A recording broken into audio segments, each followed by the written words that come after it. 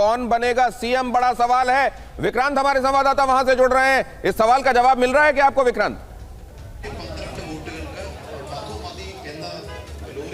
जी देखिए, ये प्रदेश कांग्रेस का दफ्तर है और इसका जो प्रांगण है बाहर का वो खचाखच भरा हुआ है, स्क्रीन बनी हुई है और तमाम कार्यकर्ता यहाँ पहुँच चुके हैं और उनको अब ये उम्मीद जग गई है कि केरल में 10 सालों बाद कांग्रेस के नेतृत्व में यूडीएफ की सरकार बनने वाली है। और दिलचस्प तस्वीरें ये हैं कि केसी वेणुगोपाल जो कांग्रेस के संगठन महासचिव हैं, सांसद हैं, केरल से ही आते हैं, उनके कटआउट यहाँ पर लगे हुए हैं। तमाम लोग कटआउट लेकर के आ गए हैं। तो सीएम कौन बनेगा विक्रांत, किसका नाम गूंज रहा है? तो कुछ हाथों में वीडी सतीशन के भी, जो कि विधायक दल के नेता थे, विपक्ष के नेता थे, उनके कटआउट भी हैं। तो आहिस्ता आहिस्ता जैसे जैसे बहुमत की उम्मीद जग रही है कांग्रेस की, वैसे वैसे मुख्यमंत्री के लिए दावेदारी भी दिखाई पड़ रही है। जी नहीं तो दावेदारी क्या वीडी सतीशन की ज्यादा दिखाई दे रही है?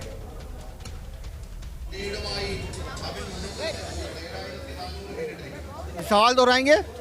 वीडी सतीशन ही ज्यादा बड़े दावेदार हैं क्या सीएमशिप के लिए? देखिए, जो कांग्रेस की परंपरा है उसमें विधायकों से राय लेकर कांग्रेस आलाकमान फैसला करेगा। जहां तक केसी वेणुगोपाल की बात है तो वो संगठन महासचिव हैं, राहुल गांधी के खासे करीबी हैं, केरल से आते हैं और उन्होंने बागियों को बैठाने में बड़ी अहम भूमिका निभाई थी। लेकिन राहुल गांधी के जो भी काम है, चाहे वो संगठन के हों, चाहे वो राज्यों को मैनेज करने के हों, चाहे वो संसद के भीतर के हों, वो राहुल गांधी के ब्लू आइड बॉय हैं, राइट हैंड मैन हैं। तो क्या राहुल गांधी उनको रिलीव करना चाहेंगे? वहीं वीडी सतीशन ने लगातार 5 साल विपक्ष के नेता के तौर पर संघर्ष किया है। तो एक तरफ ये कहा जा रहा है कि उनका बड़ा योगदान है, सरकार अगर वापसी आती है, वापस मिलती है सत्ता कांग्रेस को 10 सालों के बाद। और तीसरे अहम नेता रमेश चेन्नीथल्ला। तो अब ऐसे में जो मुझे लगता है, जो कांग्रेस की परंपरा है कि विधायक रमेश चेन्नीथल्ला, केसी वेणुगोपाल और वीडी सतीशन, इनमें से कोई नाम हो सकता है विक्रांत की बातों से अगर आप इशारा पकड़ते हैं तो। लेकिन पश्चिम बंगाल की तरफ आपको एक बार फिर लेकर चलते हैं। 142 और 120 अभी आंकड़ा दिखाई दे रहा है। सिर्फ 43, 44, 45, 46, 47, 48 पे आप पहुंच गए। 148 पर सरकार बनाने लायक नंबर आप जुगाड़ लेंगे। भारतीय जनता पार्टी फिलहाल 142 पर दिखाई दे रही है, 120 पर टीएमसी दिखाई दे रहा है। ये किसकी क्या स्थिति है? बड़े चेहरों में किसकी क्या स्थिति है? बंगाल में क्या स्थिति है?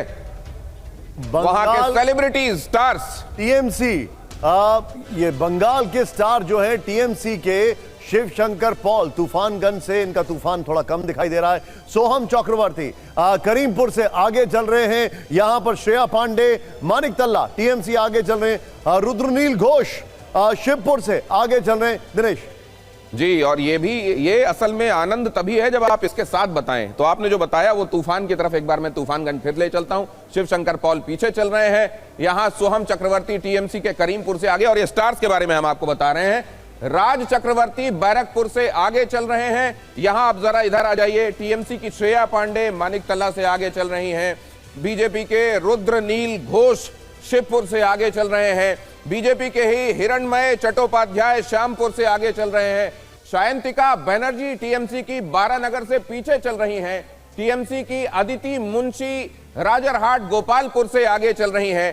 टीएमसी के इंद्रनील सेन चंदन नगर से आगे चल रहे हैं। ये सारे टीएमसी और भारतीय जनता पार्टी के वो चेहरे हैं जो पर्दे पर, रुपहले पर्दे पर भी दिखाई देते हैं, छोटे या बड़े। और वहां के स्टार्स हैं, इनमें से कुछ सिंगर्स भी हैं।